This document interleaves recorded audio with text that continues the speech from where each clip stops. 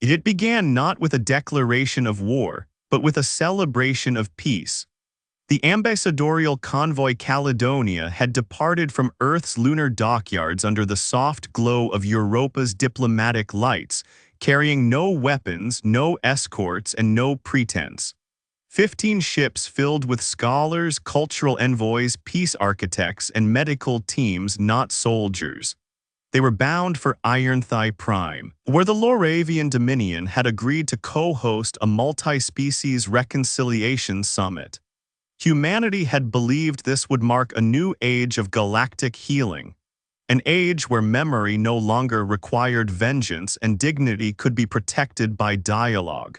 They never arrived. 42 hours into transit, every ship in the convoy disappeared from all known tracking grids.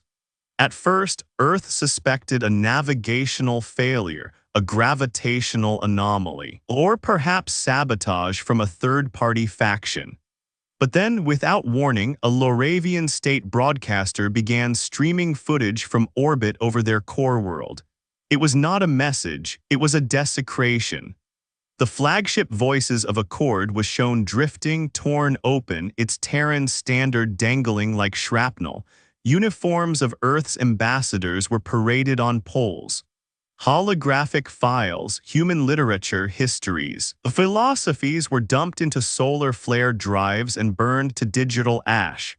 And in the final sequence, a Lauravian dignitary smiled before the camera and spoke 6 words now etched into the memory of every human breathing: "We deny your myth of dignity."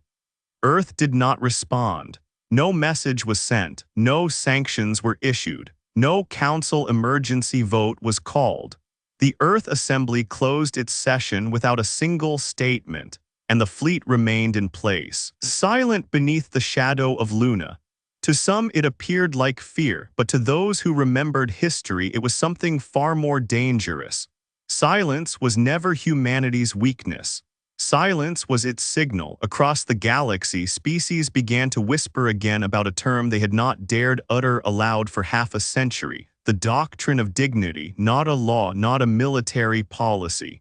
A line, the final line. One that Earth had drawn not out of ego, but from the weight of centuries of humiliation and restraint. The last time it had been invoked, the Centaurian hegemony had ridiculed Terran scientists in public arenas, draped them in mock insignias, and paraded them as primitive curiosities. Earth had sent no demands, no envoys. It had simply erased the Centaurian military structure from existence within 72 hours, leaving civilian infrastructure untouched and transmitting a single sentence: "We recognize no authority that condones mockery in place of dialogue. We remain, they do not." From that moment on, the doctrine of dignity was not questioned. Until now. In a glass-walled chamber overlooking Earth orbit, Admiral Kyra Thorne stood with hands clasped behind her back. Her reflection caught between stars and silence. The assembly behind her did not debate. There was nothing left to argue. The convoy had been neutral. The mission had been lawful. The desecration had been public, and the Lauravians had made their intentions plain. "No ultimatum?" asked a junior delegate. Thorne shook her head slowly. "The doctrine is not about ultimatums, it's about memory. The memory of every time Earth was spit on, every time our civility was mistaken for softness, every time we gave peace and were handed shame in return." "Then what will we do?" someone whispered. Thorne turned to face them all. "We will remember and they will learn." Across Mars, the orbital shipyards reawakened. On Europa, the Guardians, long dormant, began mustering. Deep-range exploration vessels transmitted coded messages to coordinates they hadn't accessed in decades. Civilian engineers reactivated protocols once thought ceremonial. No orders were issued. No military decree was required. Every Terran who had sworn oath to peace had also sworn one deeper, older: that dignity would never again be stripped without consequence. In the outlying sectors, silence shifted to nervous alert. The Kareth Compact closed its ports to Lauravian ships within hours. The Vorax Syndicate, a species so infamously neutral they refused even to acknowledge birthdays, pulled every ambassador from Loravian systems and posted a single message to the galactic grid. We recall what Earth's silence means. The Loravians, drunk on their symbolic victory, mocked the panic. Their chancellor Merrick Solus publicly declared the Terran myth has collapsed. No empire hides behind silence, they are nothing. They forgot that Earth had never been an empire. Humanity had no need to own stars. It only needed to be left alone. But even now they would not be. Aboard the Terran command vessel Virtue, Admiral Thorne read the recovered data packets from a stealth drone passed through the Ironthigh sector. The diplomatic staff were alive, scattered, imprisoned, insulted daily on Loravian media feeds. Their images displayed, their quotes twisted, their cultures ridiculed. They were not tortured, they were not beaten. That to Earth made it worse. The Loravians weren't seeking military advantage or revenge. They were trying to humiliate humanity for sport, for message, for empire. Thorne watched the playback one last time, a young Earth diplomat being forced to kneel and recite, "The galaxy has no gods and Earth has no doctrine." She closed the file, and with a single command, the Virtue's long-range communication grid went dark. The fleet would mobilize in silence. They would not fire first, but they would not hesitate. And the galaxy, watching from 1,000 observatories, remembered something that had been taught in quiet voices for half a century. Earth does not threaten, Earth remembers. And as ships vanished into deep-range jumps and outposts across neutral systems began lighting with strange Terran signals, the silence began to thicken not with fear but with expectation. Because those who knew Terran history knew this much. When Earth does not speak, Earth is preparing to teach. And this time the lesson would echo far beyond vengeance. It would redefine what dignity meant among the stars. And somewhere, beneath the vacuum between stars, the first ripples of unease spread through ancient species who understood what came next. Not the roar of war, but the weight of what humanity does when it says nothing at all. The Loravian Dominion had always measured power by volume. The louder the fleet announcement, the greater the fear it inspired. Their ships roared, their broadcasts overwhelmed, their diplomats postured. They believed strength came from overwhelming presence, and history for the most part had reinforced their view. Until Earth, when the Terran response to the orbital desecration of their peace convoy was absolute silence, the Loravians misunderstood. They assumed it was submission, a delay, an inability to act. To them, inaction was impotence. But across the stars, the rest of the galaxy trembled, not because they saw nothing, but because they had seen that kind of silence before. A silence that preceded events no one could forget. In the sealed corridors of the Zolari Tribunal, a race known for their unbroken neutrality, Chief Arbitrator Dalene Vihar whispered to her aide, "This is not like before, it's worse. Earth isn't reacting as it did during the Centaurian Purge. This is colder, slower, more intentional.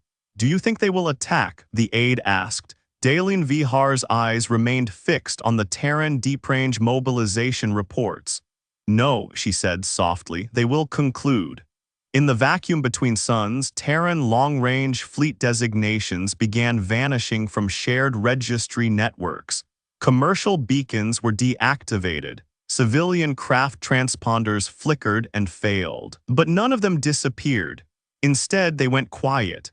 From the belt outposts to the mining rigs on Enceladus to orbital arcs above Alpha Centauri, ships began aligning. They weren't all military. Some were research ships. Others were civilian haulers. A few were once retired exploration cruisers recommissioned with retrofitted kinetic armor and deep reactor shielding. And in every crewroom, briefing bay, and gravity ring, one phrase passed from mouth to mouth: "The doctrine has been remembered." There were no recruitment orders, no forced conscriptions. Every crew volunteered, every hand lifted for duty not by command but by the silent understanding that something sacred had been broken, and the response was never about revenge. It was about restoration. On Earth, journalists tried to fill the void with analysis. They ran simulations, called in former admirals, and interviewed ethicists and linguists. Yet none could predict what would happen because the people who knew weren't speaking. In an interview cut off after 12 minutes, a retired admiral from the Mars Defense Accord simply said, "We don't shout when our values are challenged. That's for empires. We act, we end, and we teach." Then he left the studio. In the Lauravian capital of Telvor, Chancellor Merrick Solus laughed on camera as he toasted the end of the Earth's ego. He stood beneath the massive banners of his regime, flanked by armed guards, and mocked the missing Terran fleet. "I see no retaliation. I see no mobilization. I see no power behind their pretense. Let the galaxy know the myth is over." But even as he spoke, his senior intelligence officers were watching silent data. Civilian trade traffic through Earth's corridor had dropped by 92%. Independent deep-range satellites were vanishing, and private corporate AI across Lauravian systems began flagging strange gravitational echoes in sectors that had previously been quiet. One admiral approached the Chancellor after the speech. "My lord, we must prepare." "For what?" Solus said, smiling as he adjusted his collar. "A silent fleet, an absent army." But the admiral didn't answer, because she had served long enough to remember what silence had cost the Centaurian hegemony. In orbit around Mars, aboard the command carrier Virtue, Admiral Kyra Thorne listened to the silence from Earth's assembly channel. There was nothing more to vote on, no motion. The doctrine had been remembered, that was enough. Commander Rios entered the bridge quietly.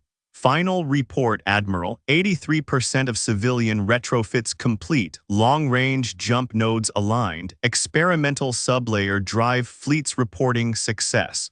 Thorne nodded. "Civilian reinforcements, all volunteers. Not a single refusal. They don't want medals, they don't want pay, they want to go."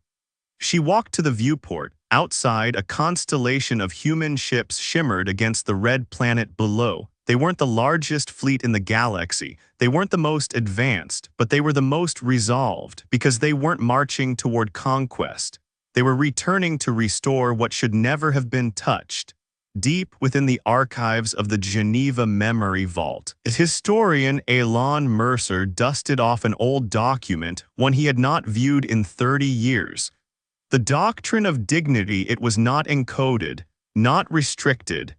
It sat openly, accessible to any citizen of Earth or colony, because it wasn't a secret. It was a promise. Mercer read the opening lines again. Not aloud, silently, reverently. "We do not respond to disrespect with anger. We do not defend our ideals with noise. But if our dignity is broken, we do not argue. We do not delay. We correct." The final page had no text, just a symbol, the Terran standard with a single golden line through its center. Below it, a phrase etched in old Earth script: "There is a line, and we are that line, elsewhere far from Earth." At the edge of the Lauravian frontier in the Nivan expanse, a deep-range Lauravian patrol ship went dark. The last report it sent was a single image: 5 Terran mining barges, civilian by design, repositioning into what appeared to be an orbital lattice. No weapon systems were visible, no communication followed. Then the patrol ship's sensors overloaded and the transmission ended. No distress call, no explosion, just absence. Lauravian command marked it as a sensor malfunction. But the captain's final voice log was unearthed later in archival investigation. He had whispered a single phrase as the feed ended: "They're not here to fight, they're here to remember." The Council of Accord Nations convened in an emergency session without Earth. The Alari ambassador, known for their verbosity, requested a recess after speaking just one sentence. We urge the Lauravians to return the Terran prisoners immediately. The Vorex delegate followed with, and to beg. Only the Lauravians stood defiant, insisting Earth would not act, could not act, but in their hearts even they began to feel it, not fear, not panic, but doubt, and that was how it always began. On the 7th day after the convoy's desecration, the Lauravians attempted to stage a second broadcast, a parade of their own supposed greatness showing the captives enforced compliance. But this time, the feed never reached the outer relay towers. It was cut by a signal of unknown origin. Instead, the Lauravian capital's largest orbital display lit with one of the most haunting images the galaxy had ever seen. A Terran fleet not massive, not endless, but perfectly aligned in 3 concentric circles, drifting in total silence above the starscape of Niven's fault. No words, no threats, just formation. And one central symbol burned into the starscape, the line. The Lauravians scrambled, war protocols initiated, armadas mobilized, orbital weapons charged. They called for reinforcements. They demanded answers. But no Terran message followed, because Earth had already said what needed to be said a long time ago, and they never needed to say it twice. In the final hours before contact, as the Terran fleet slowly began adjusting vectors, Admiral Kyra Thorne stood alone at the viewport of virtue and whispered not a threat, not a command, but a truth as old as any banner. "We are not what you say we are." She closed her eyes. "We are what you made us remember." And far ahead in the darkness of the Lauravian sky, the silence thickened into something else entirely. A consequences. The fire beneath peace continues the story, where the past begins to burn its way into the present, and the world remembers how the doctrine was forged not through war, but through restraint. There were fires once, long before the stars knew our name. Fires in Berlin, in Kyoto, in Fallujah, in Santiago, in Sarajevo. Fires lit by tyrants and sometimes by those who called themselves liberators. Humanity had walked through centuries of ash and broken oaths before it ever reached the stars. And when it finally did, it carried not triumph, but memory. Memory of how peace was never the default. Peace had to be earned, and once earned, defended. Not just with arms, but with meaning. That was how the doctrine was born, not in a battle, but in a courtroom. It had been 94 years before the convoy Caledonia was taken. A diplomatic error, small, seemingly trivial, had ignited what was supposed to be a limited conflict between the Terran Expeditionary Council and the Korathi regime, a crystalline-based civilization with fluidic languages and no shared symbols of surrender.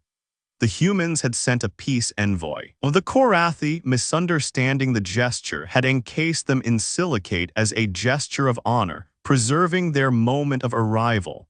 What they considered tribute, humanity called murder. The Earth Council had mobilized, and in 19 days the Korathi regime had ceased to exist. Its capital city, once hailed as the Diamond Spire, lay shattered in orbital fragments. No Korathi ship left the system again, and yet no civilians had been harmed. No planetary biospheres were touched. No colonies disrupted. It had been the most precise execution of power the galaxy had seen, and it left every government afraid not of humans' weapons but of what they were willing to not destroy. Because the message was clear: we know what annihilation is, and we will not indulge it unless you make us. That restraint was terrifying, because it meant their fury was not emotional, it was ethical. The doctrine of dignity had been signed 3 months later at the orbital station of Axiom 12. Not in a war room, but in a hall of judges. The text was short, cold, clear. It did not name enemies. It did not demand vengeance. It demanded only this: that no Terran emissary be stripped of dignity, that no Terran banner be desecrated in mockery, that no symbol of Terran unity be targeted without recognition of consequence. And if such acts occurred, there would be no further negotiation. No open channels, no threats, only silence. then resolution, and they kept their word. For decades, the doctrine was never tested again, until Centaurian. The Centaurian hegemony thought they understood humans. They had signed treaties, hosted cultural festivals, worn human ceremonial robes, but beneath the smiles they saw Earth's commitment to peace as a facade, a clever bluff to hide a fractured, exhausted species clinging to interstellar relevance. So they took a step, one step too far. They invited a Terran research delegation to visit their capital, then arrested them upon arrival, parading the scientists through the streets in stylized cages.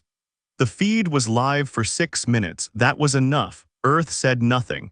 And in the 49 hours that followed, every Centaurian war installation in charted space vanished from existence, not destroyed in bombardment, but unmade as if reality itself had erased them.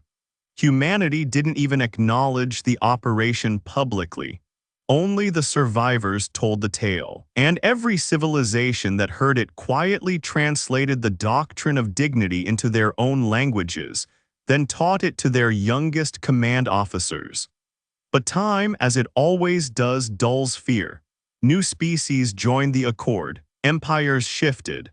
Earth became quiet again, focusing on trade, on science, on healing fractured systems across the spiral arm. Some began to say the doctrine was outdated, obsolete, they forgot. And now the Loravians had reminded them all why it was written. Admiral Kyra Thorne stood in the history chamber aboard Virtue, surrounded by relics of Terran war, not weapons but artifacts. Uniforms from soldiers who never raised their rifles, personal journals of ambassadors who were silenced, pieces of banners that had once been torn down and then reclaimed by survivors. To a Loravian, such a chamber might seem sentimental. To Terrans, it was sacred. Commander Rios joined her, walking with quiet respect.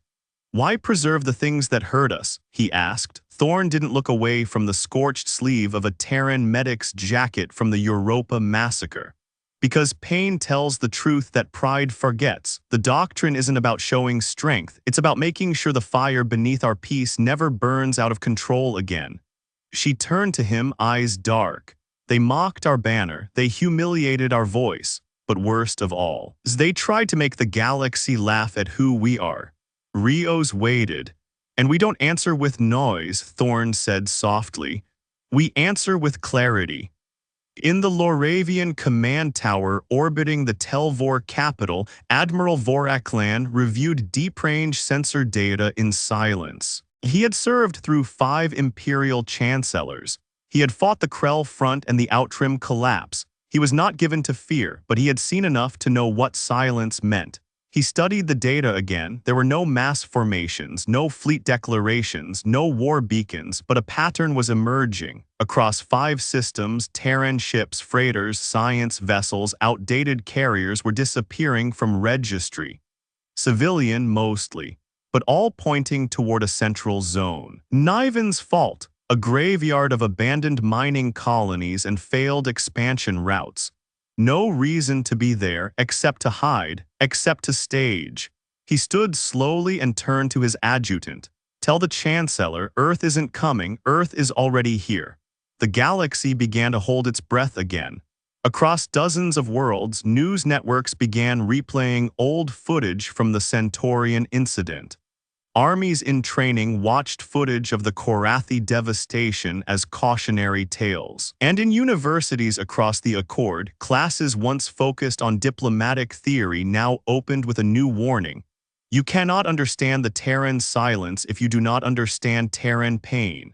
For humans, silence is not surrender. It is the space before principle acts. And in that silence, Earth moved, not with banners, not with threats, but with memory, with purpose.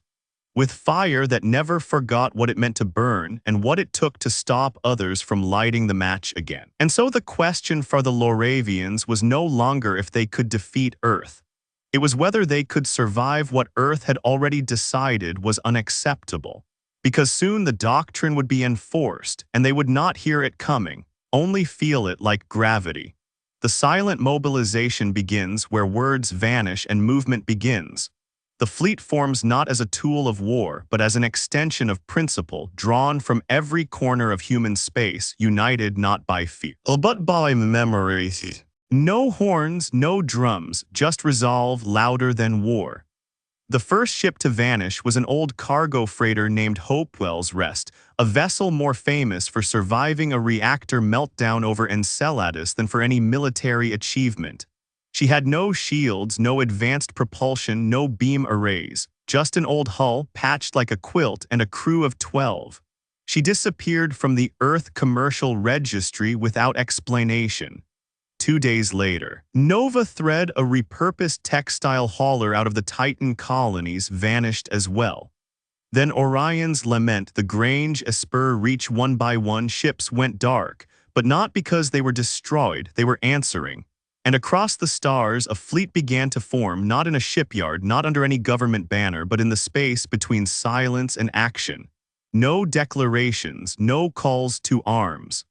Just coordination through ancient networks older than the Accord itself. Obsolete satellites flickered back to life. Decommissioned relay stations blinked coded pulses into deep space. Buried bunkers on Europa opened vaults untouched for 70 years. Even obsolete comboys broadcasted a single phrase in dozens of human dialects. The doctrine is remembered, the line is active. And that was enough. In the colonies, people stopped asking if Earth would respond. They began asking how far they would go. On Mars, factories that once manufactured agricultural domes retooled overnight for composite plating. On Ganymede, terraforming engineers volunteered en masse to retrofit water haulers into stealth supply ships. On Earth itself, the old naval yard in the Atlantic Rift turned museum since the last war reopened its floodgates and began launching hulls into low orbit. Retired officers, gray-haired and ghost-eyed, returned without being summoned. Training ships were converted. Even school ships used to ferry children between lunar academies were emptied of desks and filled with fusion cores. They weren't building an army, they were building a message. The United Earth Assembly issued no command. They didn't need to. The people moved first, because the doctrine was not state policy. It was a shared truth. When dignity was stripped and symbols were desecrated not just of one nation, but of a civilization, then the response belonged not to politicians, but to everyone, and so came the doctors, the historians, the astrophysicists, the miners from the belt, the peacekeepers from Europa. Even artists, people who once sang against violence, now stood in line to crew logistics vessels, not to kill but to remind. Remind the stars what it meant to be human when humanity was forced to remember who they were. Aboard the Virtue, Admiral Kyra Thorne stood before her assembled commanders in the Fleet Convergence Chamber. Holograms projected thousands of ship signatures in transit. All were confirmed. None had been ordered. Commander Rios scanned the display in silence. Civilian registry overload at 3 million personnel. 37% of incoming vessels weren't designed for military theater. They are now, Thorne replied. There are science ships with prototype drive cores, ma'am, civilian barges armed with jury-rigged coil cannons. One carrier is using a casino ship hull. Thorne smiled faintly. Then it'll be the most principled casino ever to enter combat. Rios hesitated. This isn't a fleet, it's a movement. No, Thorne said quietly, it's not even that. She turned toward the star map now flickering with hundreds of incoming Terran contacts, ships from colonies that had no business in war, captained by people who had no desire for conflict. It's not a movement, it's memory, memory given form. On Telvor, the Lauravian High Command struggled to make sense of what was coming. Their war algorithms were designed to anticipate organized fleets, uniformed armies, command trees. But this was chaos. Their intelligence analysts called it soft-scale insurgency. Their sociologists labeled it civilizational trauma response. Their generals, they called it insanity, but their oldest archivists, the ones who had read of the Centaurian annihilation, said nothing. They just closed their books and waited, and then the line appeared. A Terran signal, simple, unencrypted, began broadcasting across neutral space. It didn't use threats, it didn't even use words, it was just an image, a single golden line drawn across a black field. At its base, the Earth sigil, beneath it one phrase, "Not again." The signal played once, then vanished. But in that single moment, dozens of minor species withdrew recognition from the Lauravian Dominion. 10 others declared neutrality. 3 issued formal apologies to Earth for nothing they had done but simply to say, "We are not with them." And the rest just watched the line, because they knew what came next. From the galactic outer rim, the old Terran exploration vessel Covenant's End emerged from Solar Veil. She had been presumed decommissioned 32 years ago, but her captain, a woman named Seraphine Ngata, had never stopped maintaining her systems. "We were told to learn, not to fight," she once told her academy class, "but learning only matters if you remember what you stand for." She now commanded a crew of 72 volunteers, none younger than 50. Every one of them had lived through the Centaurian silence. Every one of them had kept their oath. The ship bore no weapons, but on her hull, across what used to be a sensor array, was painted the phrase that would soon burn its way into galactic record: "We are the line, we are the reminder." In the final hours before convergence, the Virtue received over 2000 final commitment pings from across human space, from freighters, from mining ships, from transports, and from orbital farms and terraforming cruisers. And from Mars came the last signal. It was short. A recording of an ancient voice, President Abraham Lincoln speaking across centuries in audio distortion, preserved in every Earth civics database. "The world will little note nor long remember what we say here, but it can never forget what they did here." The message was tagged Doctrinal Context Memory Event Activation, and every human on every ship, no matter where they came from or what banner they once flew, stood still. Because they knew what was coming, not war, not revenge, but a correction, a remembering. The line had mobilized. The battle at Niven's Fault begins as the line reaches its destination. The Lauravians await a military engagement. What they face instead is something far older, far colder, and far more decisive. They expected war. What they received was consequence. The Lauravians had done everything by the book, their book. Their fleet at Niven's Fault was the largest they had ever assembled.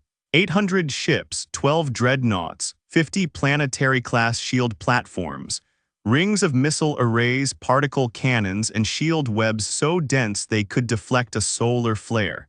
Their commander, High Marshal Threx Valoon, stood aboard the dreadnought Sovereign Dominion, reviewing data from every approach vector. The Terran fleet, if it could be called that, had not yet arrived in full formation. Instead, sensor echoes reported dozens, then hundreds of vessels trickling in from all directions. "This isn't a battle group," his intelligence chief grunted. "This is an assembly of scrap, civilian refits, old tugboats, refueling vessels with guns bolted to the hull." "Desperation," Valoon said, smirking. "They know they are outmatched. They're trying to bluff." But even he didn't sound convinced. Because while the Terran ships were mismatched and irregular, they were coordinated. The formations were not erratic, they were intentional. They moved like puzzle pieces, slotting together into geometric cohesion. No waste, no gaps, no fear, and not a single one responded to hails. Aboard the Virtue, Admiral Kyra Thorne stood in absolute silence as the fleet finalized convergence. Her command bridge was not filled with shouting or urgency, it was still. "The Lauravians have broadcasted a demand," reported Commander Rios. "They claim our advance into Niven's Fault is an act of aggression." Thorne didn't respond. "They say we have 12 hours to withdraw." Still silence. "They say they'll hold the diplomats until we acknowledge their sovereignty." A long pause, then Thorn turned to face her crew. They still think this is about territory. Rios nodded. They think we want leverage, victory. They don't understand. Thorn walked to the center of the bridge and activated the holographic display. Hundreds of green Terran ship markers now formed a spiral cluster encircling the Loravian positions in a tightening helix. This isn't conquest, she said. This is closure. The Loravian command staff grew increasingly nervous as more Terran ships arrived. One scout vessel reported seeing a medical barge from Europa, modified with railguns welded to its side. Another spotted a Martian atmospheric skiff, incapable of orbital flight, somehow retrofitted with solar sails and stabilizing thrusters. Even a former mining colony's fusion-powered drill ship was present, its core reactor humming with unnatural energy. Why would they bring these kinds of ships? Threx Valoon asked, incredulous. This is suicide. No, whispered his second-in-command. This is symbolic. At 0600 Terran Coordinated Time, a signal went out from the Virtue.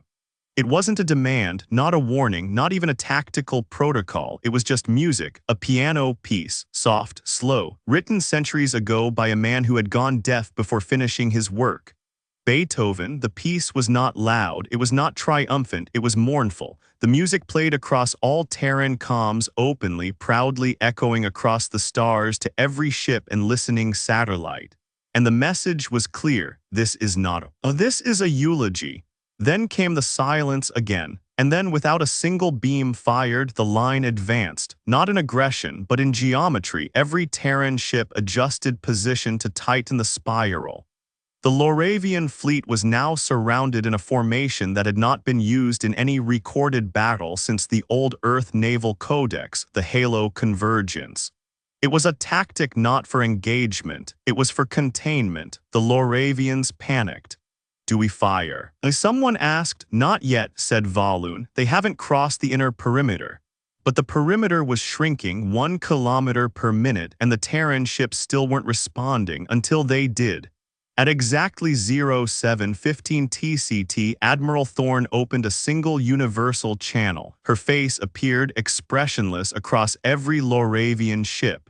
You took our people, she said. Her voice was quiet. You mocked our banner, you mocked our belief. A long pause. You will return the diplomats, all of them, alive, unharmed, within the hour. No threats, no raised voice then. If you do not, the line will close. She cut the feed. Valoon laughed nervously. That's it, that's their ultimatum. No threats, no demand for territory. His officers stared in silence. One of them, a comms officer who had studied Terran culture, swallowed hard. She just gave us our last chance. The Loravians responded in the only way they knew how. They fired plasma lances, disruption torpedoes, electromagnetic flares.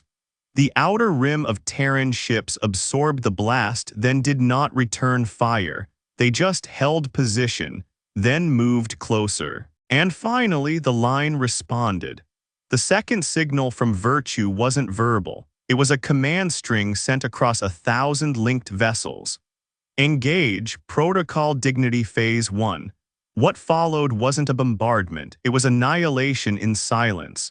Kinetic slugs, non-explosive, unguided, launched at relativistic speeds, punched through Loravian dreadnoughts like paper. Energy disruption beams disabled ship cores without damaging life support. Data pulses overrode weapons systems. Command bridges went dark, ships powered down, and yet no Loravian death was confirmed. Every Terran weapon was calibrated to eliminate threat, not life. It was not combat, it was disarmament by force. It was justice without malice, it was punishment by precision. One Loravian ship, a smaller cruiser named Vectra, attempted to flee.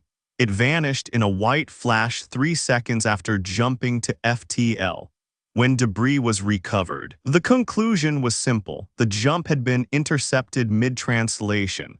A message was left in the wreckage's proximity. You don't run from dignity, you answer to it. By 0803 TCT, the Lauravian fleet was gone, not destroyed, gone as a threat. Their ships still drifted, their crews were still alive, but their weapons were gone, their shields collapsed, their pride shattered, and then Earth transmitted one final message, not a voice, not a face, just text. Return what is ours. This ends when the line says it ends. The fires that didn't burn begins next. Earth reaches the heart of the Lauravian Empire and gives them one last chance to learn what the doctrine was always meant to teach, that mercy is not weakness. We brought no fire to your cities because we didn't come to destroy, we came to remind. Telvor, the heart of the Lauravian Dominion, a city world suspended across atmospheric layers built with arrogance and adorned with supremacy. From the surface to its orbital rings, it gleamed with pride and weaponry. For 1,000 years, the Lauravians had ruled through intimidation. They believed power was best expressed through spectacle, through dominance, through control. So when the remains of their fleet, disabled, silent, humiliated, drifted back toward home, Telvor watched in stunned disbelief. And then the stars dimmed. They dimmed because the sky was now full. The Terran fleet had arrived, not in formation, in convergence. A web of vessels, different sizes, different shapes, different colors, closing in on Telvor's orbital perimeter like a final punctuation mark. No words, no beams, no threats, just presence. A quiet so heavy it pulled gravity with it. Inside the Lauravian war chamber, Chancellor Merrick Saluz slammed a fist onto the command table. They have surrounded us, yet they still haven't attacked. What are they waiting for? His ministers shifted nervously, not because of Earth's silence, but because of their own. There had been no cheers when the fleet returned. No parades, no banners, just stunned quiet. The people had watched the battle at Niven's fault. They had seen Terran ships disable an armada without killing a single soul. They had seen enemy soldiers rescued mid-explosion.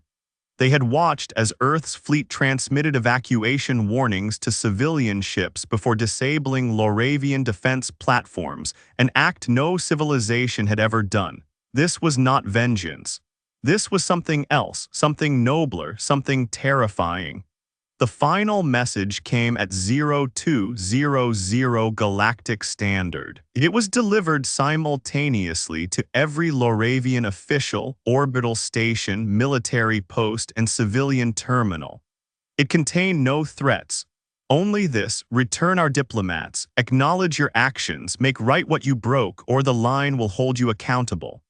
Attached was a live transmission. 134 human diplomats held in containment facilities across Lauravian moons, still alive, still unharmed, and behind them a Terran strike team. Already there, already waiting. The Dominion had a choice, not between survival and defeat, but between acknowledgement and pride. And for the first time in centuries, their fear of humiliation outweighed their addiction to control. At 0314 Galactic Standard, the Lauravian government released the captives. Unconditionally, publicly. They broadcasted a formal statement of apology not just for the detention but for the desecration of Earth's dignity. They called the doctrine of dignity a shared standard for civilized respect. It was not sincere, but it was enough. A bored virtue. Admiral Kyra Thorne listened in silence. When the report was confirmed, she issued a single order: disengage, full retreat formation, human space only. Ma'am, Commander Rios asked cautiously, what about reparations, penalties? The Accord will expect consequences. Thorne didn't respond at first. Then, without turning, she said, we are not here to collect debt. We are here to protect meaning. The retreat of Earth's fleet stunned the galaxy more than the assault. They had reached the heart of an empire and left without taking a single square kilometer of territory. No resources, no regime change, no occupation, just their people and their dignity restored. Aboard one Lauravian civilian station, a young communications apprentice watched the Terran fleet disappear into the void. Her supervisor whispered, they could have burned us to glass. They didn't, she said softly. Why? He shook his head. because they weren't here to win. They were here to remind. In the days that followed, something strange happened across the stars. No species mocked Earth. No one debated the doctrine. Instead, for the first time since Earth joined the galactic community, other civilizations began to study the doctrine not as a threat, but as a template. Because they had seen something deeper than fear. They had seen a moral standard enforced with absolute conviction and absolute restraint. And they understood, perhaps for the first time, that true power lies not in what you can destroy, but in what you choose not to. In the archives of the Accord, a new category of doctrine was created. Not military, not diplomatic, moral enforcement philosophy. And Earth's doctrine of dignity was placed at the top. Back on Earth, the 134 diplomats who had been captured stood before the assembly. No medals were awarded. No grand speech was given. They each simply stepped forward, placed a hand on the Terran standard hanging at the chamber's center, and recited the oath of lineage. We do not yield, we do not forget, we do not strike first, but if struck, we remember who we are. Admiral Thorne stood behind them not as commander but as witness. No applause followed, only silence. The kind that no longer needed explanation because the galaxy had learned the line was real and mercy was its greatest weapon. Judgment without chains begins as Earth uncovers secrets beneath the Loravian systems that could justify total war. But the question now becomes, what is justice without revenge? And what happens when even enemies want to change? A shattered empire is easy to defeat. A changed one must be taught. The Loravian Dominion had surrendered, at least politically. The release of the 134 diplomats had been immediate, unconditional. Apologies were drafted. Military positions were decommissioned. Even the ancient Black Fortress, once the seat of Loravian supremacy, was open to Accord inspectors.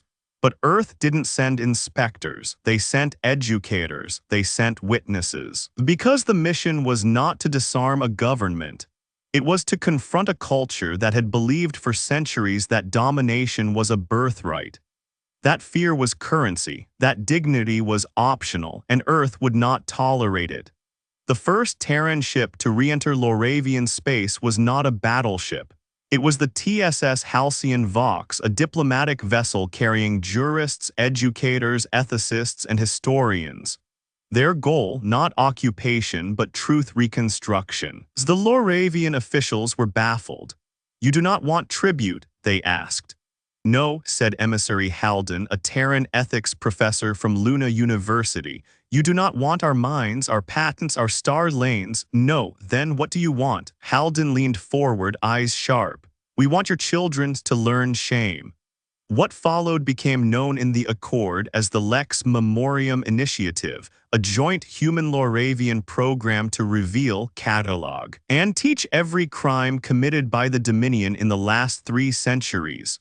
War crimes, genocides, cultural erasures, and perhaps worst of all, the lies taught to their own people to justify it. The Earth delegation did not bring judgment by courtroom. They brought curriculum. Entire academic infrastructures were dismantled, propaganda removed. Philosophers replaced generals in public broadcast forums.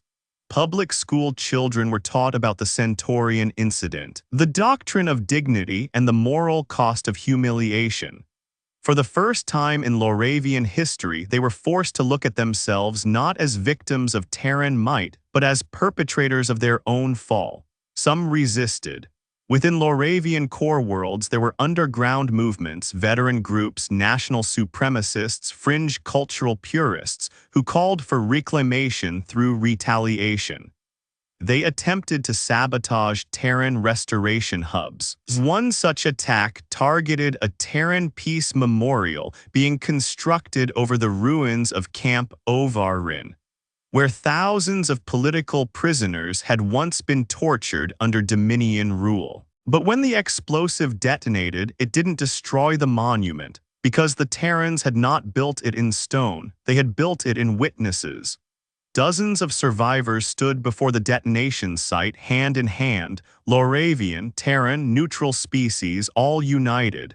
The footage of the failed bombing, followed by a survivor placing a flower at the still-standing memorial, went viral. It wasn't Earth's weapons that defeated the extremists. It was Earth's refusal to hate them. Meanwhile, on Earth, a fierce debate erupted. Some voices, particularly veterans of the Centaurian and Korathi conflicts, demanded consequences. They would not have done this for us, argued one broadcast anchor. Why should we give them forgiveness? But others pushed back. This isn't forgiveness, replied a former Terran ambassador. This is responsibility. We show the path forward not because they deserve it, but because we do. And in one historic address before the United Earth Assembly, Admiral Kyra Thorne said, "If we become the punishment they feared, then we are no longer the doctrine they learned to respect. Let us teach them not what power can do, but what dignity demands." In the years that followed, a transformation unfolded within Lauravian society. Not instant, not universal, but undeniable. Monuments to conquest were quietly dismantled. Public oaths to supremacy replaced with pledges to equality. Veterans who once wore their war medals with pride began taking them off in mourning, and the most extraordinary change came from the Lauravian youth. They asked to study Earth's history. They demanded translations of Terran philosophy. They quoted Lincoln, King, and Mandela in academic competitions. And one school in the capital city held a debate titled, "Power Without Principle: The Rise and Fall of the Dominion." The winning argument, a 16-year-old student who concluded, "We didn't lose to Earth's strength, we lost because we had no reason to win." Earth did not stay long. Within 2 years, the entire human presence in Lauravian space was reduced to a small cultural exchange station and a rotating team of civilian advisors. They took nothing. They left only knowledge. And when asked why they hadn't installed a regime change or extracted reparations, a departing Terran diplomat answered, "We don't plant flags, we plant roots, and roots only grow where the soil chooses truth."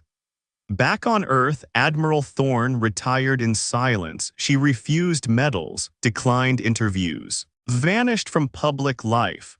When a journalist tracked her down years later to ask about the Lauravian campaign, she simply said, "No one wins when dignity is restored. There's no victory parade, just one less fire waiting to be lit." And yet the galaxy would never forget. Because for the first time in known history, a war ended not with chains, but with curriculums, not with occupation, but with awakening. And the dominion that once ruled through fear now taught fear's cost in every school. The Stars Remember begins the final chapter. Earth returns to silence. But its example spreads far beyond diplomacy or doctrine. It becomes legend, myth, and ultimately the foundation of a new galactic covenant. Empires fade, weapons rust, but meaning, when carried by silence, echoes longer than war. The stars had always been good at forgetting. They forgot the wars that lit them. They forgot the tyrants who claimed to rule their light. They forgot screams. They forgot flags. They even forgot who fired the first shot. But they did not forget the silence. And the line in the void, drawn not in conquest but in principle, became the one silence the stars never let go. In the century that followed the Lauravian incident, no Terran ship fired a single shot in anger. Not because they couldn't, but because they didn't need to. Across the spiral arms, species began referencing the doctrine of dignity in their own treaties, not as a clause of defense but as a moral anchor. The Zelari used it to end clan feuds. The Moran replaced their military tribunals with councils of restoration based on Terran precedent. Even the Authurate Swarm, once a hive-mind empire infamous for devouring biospheres, sent a delegation to Earth to ask, "How did your silence command the galaxy?" And Earth answered simply, "Because it wasn't silence, it was memory sharpened into clarity." Entire academies across the Accord began teaching doctrine law as a foundation for interstellar ethics. The core Unity worlds renamed the Intergalactic War College to the Institute of Restraint and Response, built on Earth's military principles. But perhaps the most stunning transformation came when the Accord itself voted unanimously on a new charter. No civilization shall be judged by its capacity to wage war, but by its ability to protect dignity without it. The doctrine became more than Terran. It became galactic. Earth remained quiet. They did not send envoys to accept praise. They did not push to lead. Their fleets returned to their borders. Their soldiers went home. Their factories shifted back to peaceful innovation. But the silence was never empty, because wherever silence fell in the galaxy now, people listened to it differently. They asked, is this the silence of ignorance or the silence of Earth? And that question alone changed diplomacy forever. On the 100th anniversary of the Lauravian surrender, a monument was unveiled on Tel Vor. It was not built by Earth. It was not commissioned by the Accord. It was built by Lauravian citizens, and it was not a statue of a human. It was a sculpture of a line, simple, golden, hovering in vacuum, stretching from one side of the orbital station to the other. Beneath it, etched in Terran Common and Lauravian glyph, were the words, "Not again." At the dedication ceremony, a young Lauravian student named Vera Solon, great-granddaughter of a Dominion general, stood before the crowd. She spoke with trembling clarity. They could have burned our cities, they could have erased our history, but instead they taught us how to face it, and in doing so they made us more than what we were. She paused. They call it the doctrine of dignity. We now call it the memory that saved us. In a distant system, a Terran ship named Resonant Sky carried historians across the stars to gather oral traditions from civilizations changed by Earth's example. Captain Amalia Chen, an old warrior veteran now turned cultural emissary, recorded her final log. We didn't win a war. We stopped a cycle, and for once the stars didn't move on, they remembered. Back on Earth. The doctrine's original scroll, handwritten in calligraphy on a composite of paper, carbon weave, and Martian silk, was placed into the Chamber of Stillness, a zero-gravity vault beneath the United Earth Assembly. It was never displayed, never broadcasted, only read once per year by no more than 12 citizens chosen by global lottery. And the reading was always done in silence. Because what mattered was not the ceremony.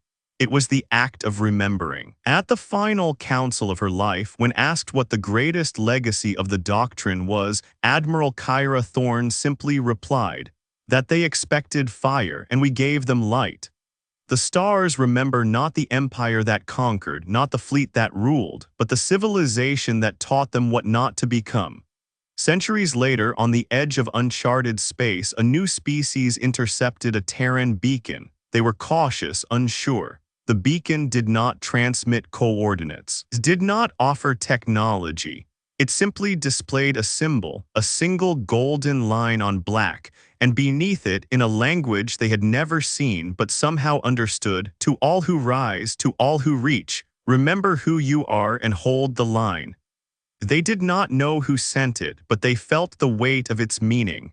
And in their silence, the stars remembered again.